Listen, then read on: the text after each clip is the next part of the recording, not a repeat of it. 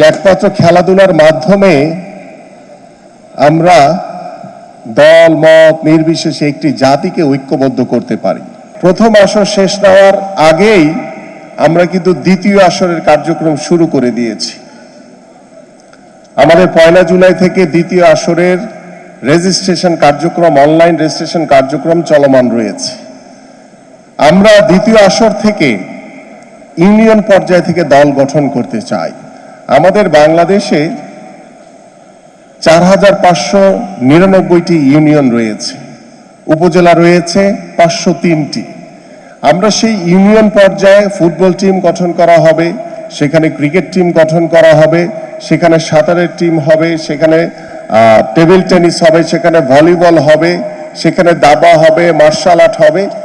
Total 10টি ইভেন্টকে আমরা একদম ইউনিয়ন পর্যায়ে ছড়িয়ে দিতে চাই এবং সেই ইউনিয়ন পর্যায়ে দল গঠনের মাধ্যমে আমরা এই নতুন করে স্পোর্টসকে আমরা বছরব্যাপী আমরা এই খেলাধুলাকে চলমান রাখতে চাই এবং সেই লক্ষ্য নিয়ে ইতিমধ্যে আমাদের একটি বাৎসরিক ক্যালেন্ডার আমরা তৈরি করেছি এবং সেই ক্যালেন্ডারে আমরা ইনশাআল্লাহ আমাদের মাননীয় প্রধানমন্ত্রীর সম্মতি জ্ঞাপন করলে আমরা ইনশাআল্লাহ সেপ্টেম্বরের ফার্স্ট উইকে আমাদের নতুন করি দ্বিতীয় আসর আনুষ্ঠানিকভাবে ইনশাআল্লাহ হয়তোবা প্রথমটি সিলেট থেকে করেছি, আমাদের মাননীয় প্রধানমন্ত্রীর সম্মতি জ্ঞাপনের মাধ্যমে আমরা হয়তো কোনো নতুন কোনো বিভাগীয় শহর থেকে সেই দ্বিতীয় আসর আনুষ্ঠানিকভাবে ইনশাআল্লাহ আবার উদ্বোধন করব।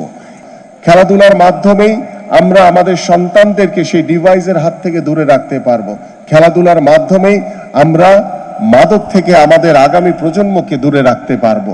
সর্বোপরি আমাদের প্রত্যেকটি বাবা মার যে প্রত্যাশা সেটি হচ্ছে যে তার নিজের সন্তানটি যাতে সুস্থভাবে গড়ে ওঠে।